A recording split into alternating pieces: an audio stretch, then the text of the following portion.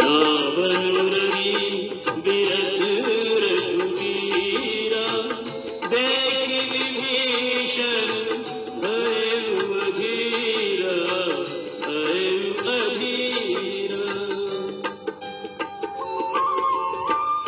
अधिक प्रीति मन भास संदेहा बंदी चरण कह सहित सनेहा सहित सनेहा नाथ नरथ नहीं कर पद त्राण केहि विधि सब वीर बलवान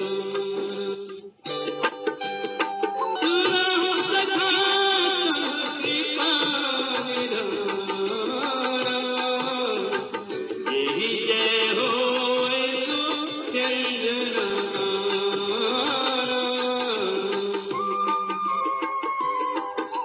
सौरज धीरज तेहि रथ चाका सत्यशील गण ध्वजा पताका बल विवेक दंबर हित घोरे क्षमा कृपा दमतारज जोरे ईश भजन सारथी सुजाना बिरति जन्म संतोष कृपाना दान परस बुद्धि शक्ति प्रचंडा बल विज्ञान कठिन को दंडा अमल अचल मन द्रोण समाना सन जम नियम सिली मुखनाना कवच अभेद विप्र गुरु पूजा एहि सम विजय उपाय न दूजा सखा धर्ममय असुरथ जाते जीतन कहन कतहु रिपुताके जीतन कहन कतहु रिपुताके सौरज धीरज दोई रथ चाका सत्य धर्म दृढ़ ध्वजा पताका. The properties of a victor, the properties of a person who can get you out of all disasters. All of us have experienced disasters. When you are standing in front of the examiner and a question is asked and you do not know the answer, then you have felt the disaster. The disaster is a time critical event. That means you can't wait for infinity. It demands an answer. But you do not know the answer. So the demand has outrun the supply. And what you feel is panic, which has to be avoided at all costs. Now, what is the panic? Panic is an extremely adverse situation in which we desperately want to do something but do not know what to do. So the treatment of panic is you have to have a pre-plan, you have to prepare for the examination, the questions well, and you have to practice the plan. The second is you have to resort to Isha Allah or God willing, and everything that God does would be fine even if He fails me. That would take off the panic, and that's the absolute way to take off the panic. So, faith in God, having a plan which is practiced, is the method of treating the disaster. And of course, you have to develop or inculcate in you the properties that have been described in this beautiful couplet by Ramcharitmanas, where to a panicked Bibhishan, Ram is narrating the characteristics of a victor that gets out of all difficult situations victorious. So let us try to develop this plan. One important characteristic of the disaster is that it is time critical. Again from Ramcharitmanas, Trashit bar bin jotam tyaga. Trashit means thirsty. Bar bin means without water. Jotan tyaga is the person who has died. Muhe kare ka sudha tadaga. For the dead, what would a lake of nectar or amrit do? Nothing. Ka barsa jab krishi sukhane. What will happen if the uh, agriculture is dry without rain? What will happen with buckets of rain after that? Samay beet pun ka pastane. Therefore, respect time and you have to act in time. And this is one of the major components of an emergency when actions are time critical. So, any disaster or medical emergency, the difference between disaster and emergency is that in disaster, the demand has outrun supply. That means your capability to cope with the problem is deficient. Therefore, you must call for help. In an emergency, you can still cope. So that's the difference between emergency and disaster. In a case of an accident, if the injury is to more than 3 people, then one person cannot cope and must call for help. So the definition of a disaster in a road traffic accident is, or in any type of accident is, when the injured are more than 3. So the management would of course be pre-hospital, that means at the site of problem and during transportation. And this is the subject of this lecture. Subsequent lectures in the trauma series will be on what to do in the hospital and what to do in the follow-up, in the post-hospital care, and how to rehabilitate. So the first principle is to stand up and fight. Don't run away. But if your life is in danger, run away. You must live to fight another day. No bastard ever wins a war by dying for his country. He wins it by making the other poor dumb bastard die for his country. This is what General Patton said on the beginning of the war to recapture France in the Second World War. However, always be ethical. Report as soon as possible to get quick help to the victim. The second principle is always anticipate the risks and mitigate them. Prevention is always better than cure. The one who sweats in practice never bleeds in war. The third is have a plan and practice that plan.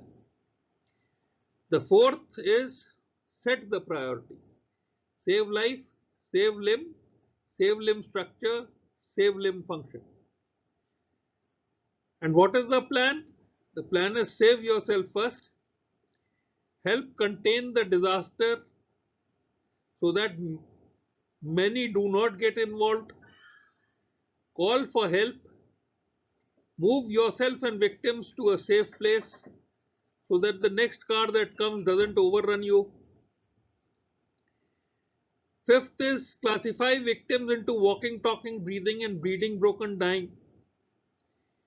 Take help from the walking, talking, breathing and help the bleeding, broken, and dying. Finally, transport with full information as soon as possible appropriately. Now, you don't have to be a doctor to do all these 7 things.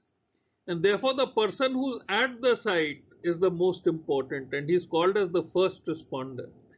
And your job as a doctor is to create first responders who can respond to emergencies and disaster appropriately. This is a very important function of the medical profession. So the first principle, stand up and fight, don't run away. That's what is the message of Gita to Arjun. Supposing your car overruns somebody, stop, give him first aid, take him to the hospital. The legal position is that this is a Samaritan Act and the courts will have to appreciate it. These are the Supreme Court orders to take a lenient view in case of a Samaritan Act. So punishment under the CRPC are culpable homicide not amounting to murder. If the person is dead, it is section 304, and if the person is not dead, it is the Rash and Negligent Act under section 304. And a Samaritan Act would reduce the punishment within the limits of law. But you have to flee to save yourself. And in case you have to do that, you have to report the incident to the nearest help so that the victim can be helped as soon as possible. Then you have to keep this plan and practice it. As time passes, you may have to change with time. You can add, detract, or modify as you become more knowledgeable and more practiced. But you must have some plan. There's a story of a fox and a cat discussing how to save yourself when wild dogs come. And the fox is telling 10 methods of running like this and running like that. But the cat says that we can climb the tree.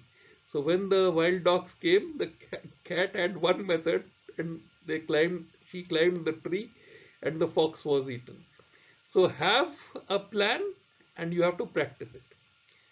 And the basic plan which I am trying to give you is save yourself first, help contain the disaster, call for help. Then move yourself and victim to a safe place. Classify many victims in case of multiple victims. Classify them into walking, talking, breathing, and bleeding, broken, dying, or dead.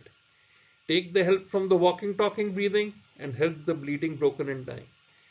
And then, after giving them first aid, after doing these steps, transport them quickly, safely, appropriately with full information. And appropriately means the red flagged first, the orange flag then, and the green flag can go themselves. And they must be sent to a place where they can be managed completely. So don't transport head injury patients to a primary health center. What are the causes of disaster? The 5 elements of the Vedas that make the body. Chitijal Pavaka Gagan Samira Panch Rachit Yaha Adham Sarira. Chiti means earth, Jal means water, Pavak means fire, energy, electricity, Gagan means space or sky, Samira means winds. And from these 5 elements develop the live bodies which can be the notorious causes of disaster, and they can range from microbes like from coronavirus to man. What does land do?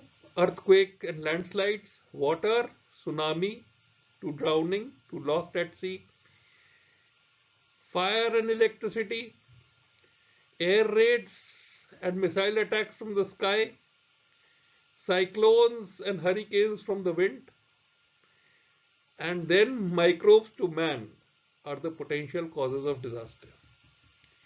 So let us deal with the earth first. The earthquake, landslide and avalanche. The earthquake being the most dangerous, you have to detect it by feeling the shake or detecting the shake by swaying, hanging fans or lights without reason. You have to move in the corner of the room under a table so that if the roof collapses, you are not killed by it.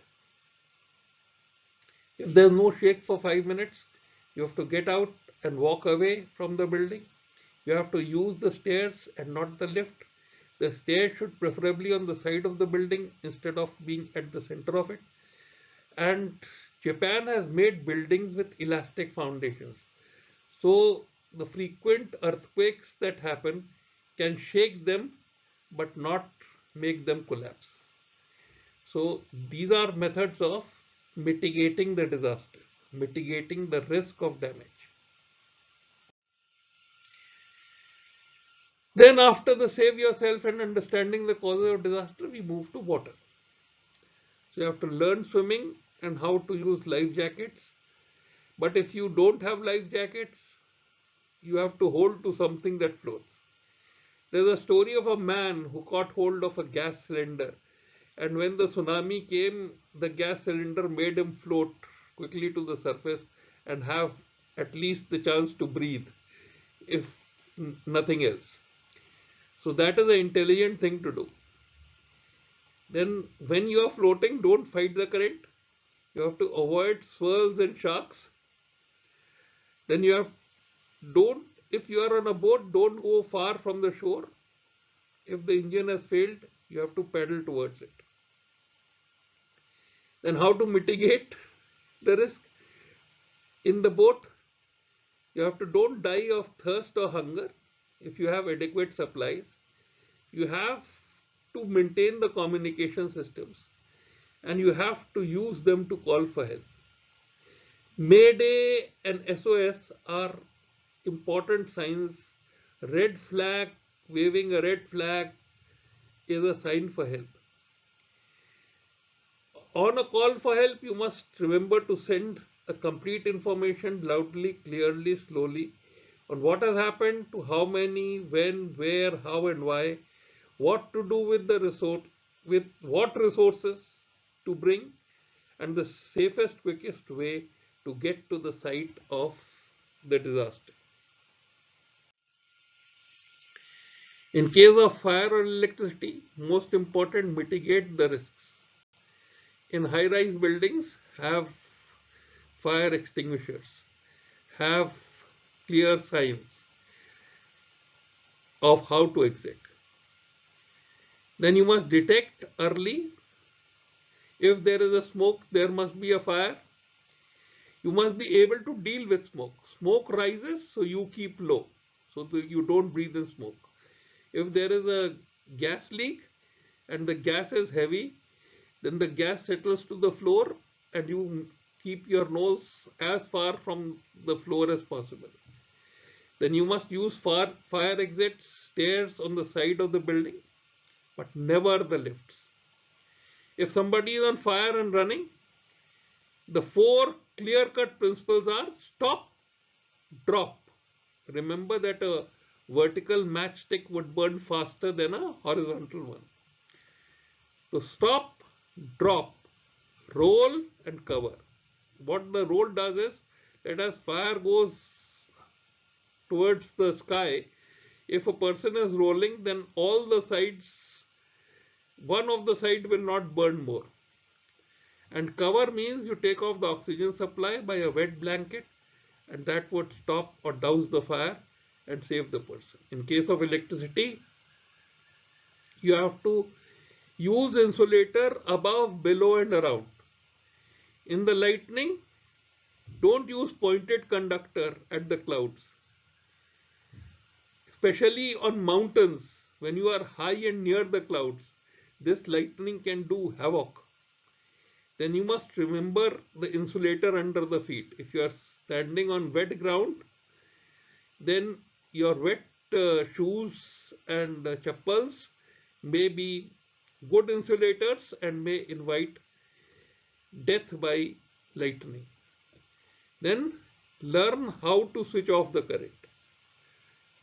How to switch off the current quickly in case somebody else is facing an electric shock.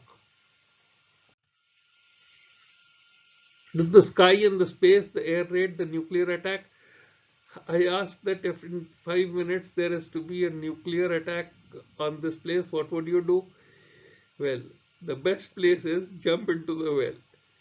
The deepest possible place underground is the most has the most chances of being alive, because the heat, the shock, the radiation all travel horizontally and only the earth can save you. Then if there is a wind which is trying to lift you off, you fix to the ground by tying yourself to a hand pump or a wall which is unlikely to blow away. And of course, the roof can be blown away, especially if it is a weak roof. Then the microbes. Of course, you are past masters in dealing with microbes because you have successfully dealt with the corona pandemic. Social distancing, clean hands, masks, and face shields. Avoid crowding, avoid common stagnant air spaces, sanitize water, food, and uncooked vegetables and fruits, and early detect, home manage, retrieve when necessary.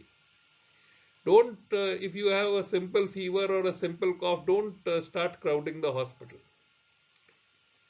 Then triage, of course, the red flag, the orange flag, the green flag system of Amblyopare. Isolate so that you don't shed the virus and infect others. And of course, you have to manage the person appropriately to save life. So this is how you deal with microbes. In AIIMS Patna, we dealt with acute encephalitis syndrome in a beautiful manner.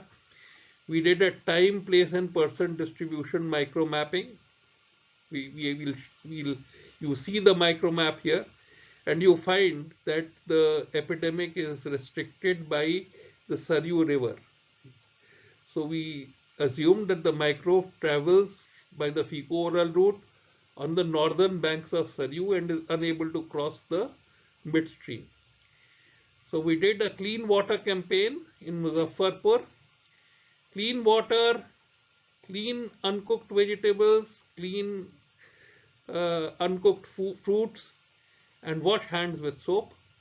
And the result was that in 2014, there were 1347 cases of acute encephalitis syndrome, and in 2015, there were only 64.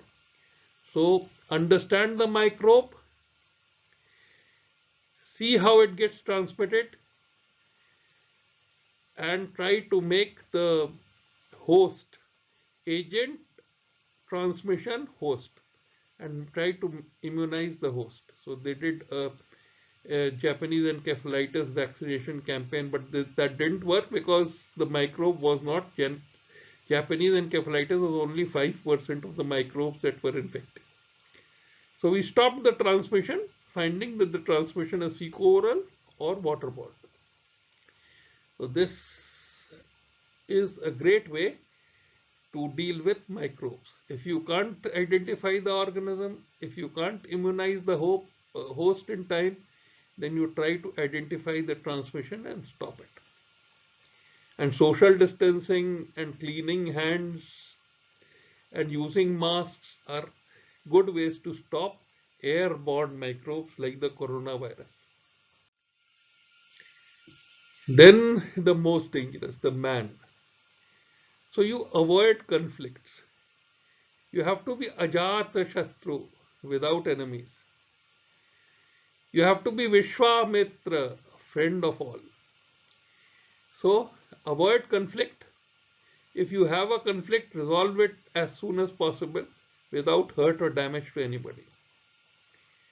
Supposing Kasab was shooting and you were at the platform, the most important thing you should have done is you should have hit the ground.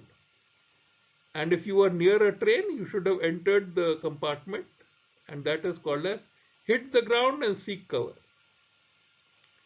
Then if you can, you have to warn others so that they can stay away. The person who was announcing that there is somebody shooting at this platform and you must enter the train or not go there saved many lives. So if you have some system of warning, that can be really helpful if somebody started shooting. Then avoid the area of conflict by moving to the safe place and pray for Sadbuddhi. Pray to God for Sadbuddhi so that there is no war, there is no terrorism. Here is a beautiful song that does that. Exactly that. Allah tero naam, Ishwar tero naam, sabko sammati दे भगवान अल्लाह तेरो नाम।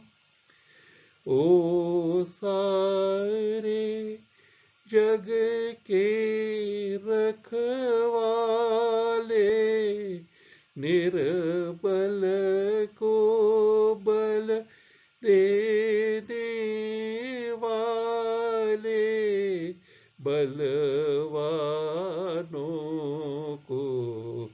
बलवानों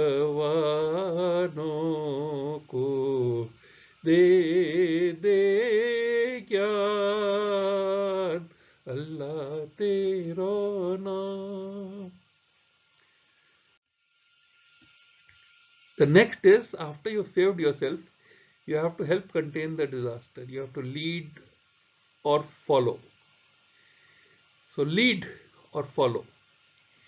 There was a breach in the Gomti Dam in Lucknow, which was not stopping, with people putting or throwing sandbags into the breach of the flowing water.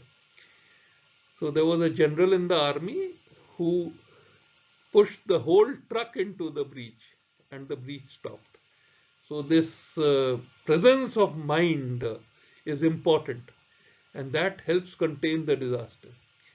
So that's what the China did not do. I mean, they allowed the China and the WHO in the corona epidemic. They did not help contain the disaster, and so the world suffered so badly. Douse the fire, switch off the electric supply, tell people what to do. Help contain the disaster. That is, before helping anybody else. Then call for help. Have and maintain a communication system. Know whom to call for help. Use them to call for help. Use the communication systems to call for help. Send complete information loudly, clearly, slowly on what has happened, to how many, when, where, how, why, what to do, with what resource, and the safest way to take it. So a mobile phone and a SMS is a very fast and complete way of conveying this information. We had a Sankat Mochan app. We developed it in AIIMS Patna when the telegram finished. So there, if you strike at the app, the icon, then there are options of what may have happened. I am a lady in danger. I have met with an accident, and you snap there, and the message goes to a correct place, the police or the ambulance, and the nearest ambulance would move to save you. Now, those messages were cryptic, they were sharp, and the GPS of the mobile phone conveyed when it has happened and where it has happened. So that was a Sankat Mochan app that we developed at AIIMS Patna, and we used it extensively by giving it to um, the auto rickshaws, which are perhaps the nearest persons who can help. Then you move yourself and victims to a safe place. You classify victims into walking, talking, breathing, and bleeding, broken, dying, or dead. Take help from the walking, talking, breathing, and help the bleeding, broken, and dying, and transport with full information as soon as possible appropriately. I am saying it again and again so that it can enter the salkai and gairai of your brain, and you don't have to think before you act. It comes into your reflex. This is triage. Classify victims into walking, talking, breathing, and bleeding, broken, dying, or dead. Don't help the dead. Take help from the walking, talking, breathing, and help the bleeding, broken, dying, and transport with full information as soon as possible and appropriately. The bleeding occurs because the pressure inside the vessel is more than the pressure outside, and there's a rent in the blood vessel.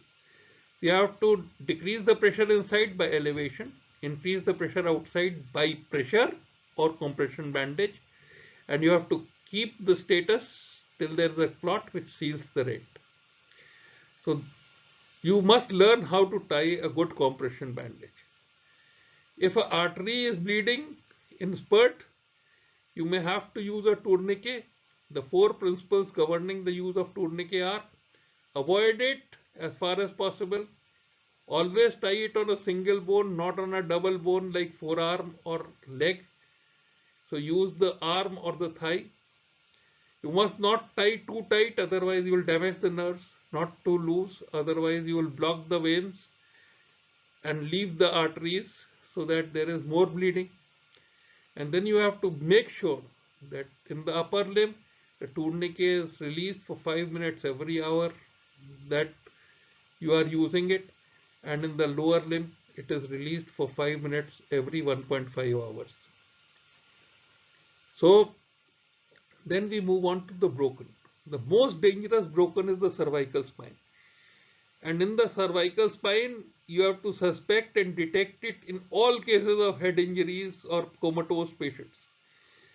The important thing is that in a comatose patient, you have to move the patient on the side so that he doesn't vomit and aspirate. And when you are doing it, you must roll the neck, the shoulder and the pelvis together. That is known as the log roll principle.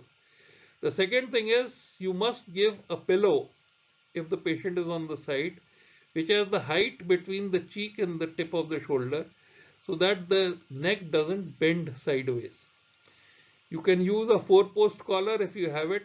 It prevents flexion, extension, lateral flexion and medial flexion, and also rotation. A normal cervical collar will not prevent rotation. A 4-post collar will prevent rotation because it jams the head against the notches in the shoulder. If you have no collar, then at least you can tie the forehead to the stretcher, and this is called as the forehead band, and it also prevents rolling of the head while you are carrying the patient. If there is fracture in the other parts of the spine, you use the handshake method of lifting the patient. The handshake supports the point of the spine, and one of the person lifts the pelvis, the other lifts the head area. So this is called as the 3-point lift. Splint the upper limbs, splint them where they lie. Or you can tie the upper limbs against the chest. The lower limbs you can tie with one another or use a long listener splint. You can clean and cover the wound. You must start the drip. In fact, starting the drip is so important that in the American Army, the saying was that start the drip first, see the pulse later. Then you give antibiotic because an early antibiotic would prevent the contamination from converting into infection. You must detect and report a neurovascular deficit because that is limb endangering and limb function endangering. What can kill the patient? A head injury. So you have to prevent aspiration in the unconscious by cleaning the mouth, maintaining the Brookie space, and keeping the patient laterally on one side so that he vomits out and doesn't aspirate it. Then you must never mishandle the cervical spine. And I think you have to practice the neck stabilization. The second thing is arrest of bleeding because bleeding causes shock. So if you arrest the bleeding by pressure and elevation as soon as possible, then shock will not kill the patient. How do you diagnose shock? Always diagnose shock by suspicion. Higher your suspicion, safer you are as a doctor. So if you diagnose false negative, that is the problem. False positive is not a problem. And what do you have to do? You have to replace blood by blood as soon as possible, as fast as possible. If not blood, then plasma. If not plasma, then plasma expander or at least Lomodex or Ringer lactate. and you have to do this preferably by a central venous line. You must learn how to put a central venous line, all of you, and you must put it perfectly. As far as cardiorespiratory arrest is concerned, again, it is something to be learned and practiced and to be able to do well. And so all of you must learn how to do a CPR, cardiopulmonary resuscitation, and intubation and training. And you don't just hear it. You have to practice and practice and practice, and then you will start doing it well. Then shock, chest injury, abdominal injury deserve separate lectures. And of course, you have to transport with full information as soon as possible and appropriately. And the most important part of appropriately is that the sicker first. Finally, we come to the function of the most important function of the general, who's directing the response, who's directing the army. He has to monitor and guide the function of the responders.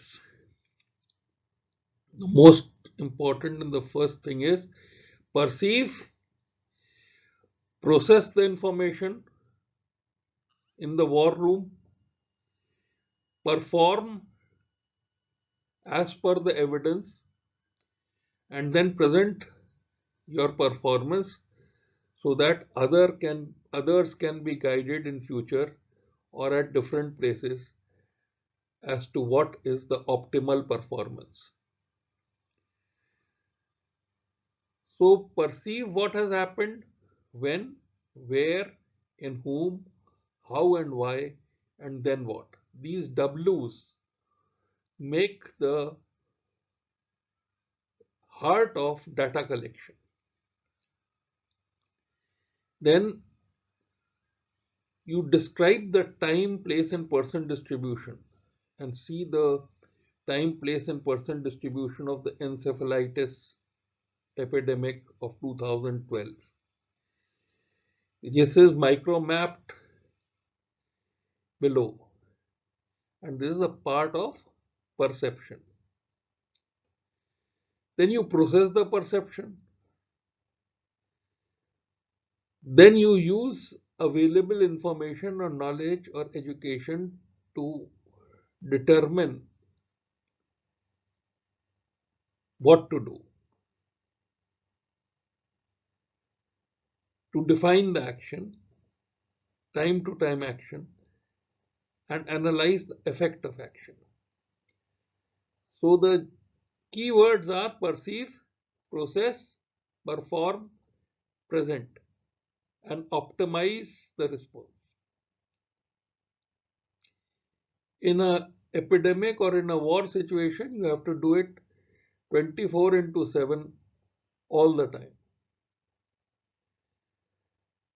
So in this AES JE epidemic, we at AIIMS Patna made the time, place, and person distribution of the map, which you see on the left side, using mobile GPS system. We sent people with the mobile to the house of the uh, sufferer in the follow-up, and he recorded data from that house, and the latitude and longitude information was transmitted onto the data sheet using the GPS of the mobile. So you were able to make a micro map of the 2012 epidemic. Then we saw it, and when we saw it, we found that the epidemic is limited by the Saryu River. Then we understood, we applied our knowledge of epidemiology about the agent, transmission, and host, and we understood that the agent virus is traveling by water on the northern bank of Saryu and is being spread by the fecal-oral route from the intestine of the carrier through water into the oral cavity of the next victim, and the midstream of the river is not around allowing the fecal contamination to spread south of the river. This is what we did. We were able to do because our community medicine teachers taught us this. Then this is called as processing the information, trying to understand the information by existing knowledge. Then we launched a clean water campaign in the affected area, and we sanitized the vegetables and the fruits which are eaten raw, because at other places by cooking the virus is killed. And we emphasized on soap hand wash. So this is the perform part of the action. Finally, we analyzed and presented the information that the action, the clean water campaign, decreased the incidence of AES JE in Muzaffarpur to 64 in 2015 from 1347 in 2014, so that the information could be used elsewhere. So this is the part of the general, the director of operations, uh, who fights a disaster.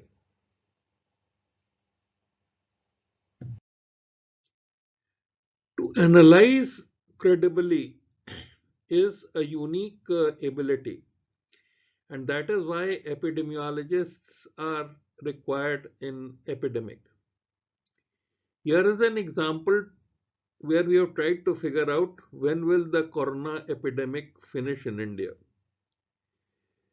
What you see in the leftmost column is the doubling cycle.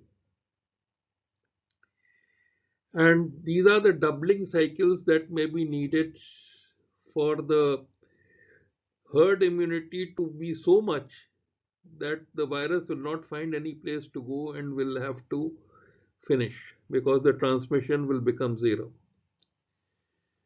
So we said that on May 12th, the visible number in India was 70,756.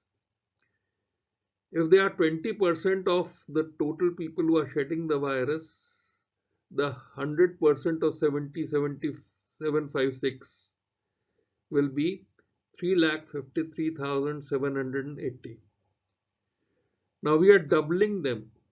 So at the first cycle, 70,000 7 lakh 7,560 is double of 3,53,780, and we go on doubling them and see when they cross the 50 crore mark of half the population of the country being immune to uh, the coronavirus, so that the coronavirus will not find any place to go, and thus the transmission will stop and the epidemic will die. So we find that in the 10th cycle, the number crosses from 36 crores to 72 crores.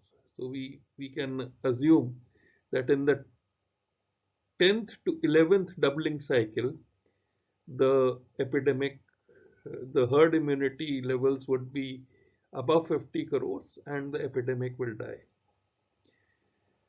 So these numbers are from May 13. So you can assume that in about 77 days time maximum, the epidemic will die, and that will be July 23rd, 2020. So that we can plan our lockdown and our actions and our opening of economic things up to that date. So this is the example of the planning that a general can do.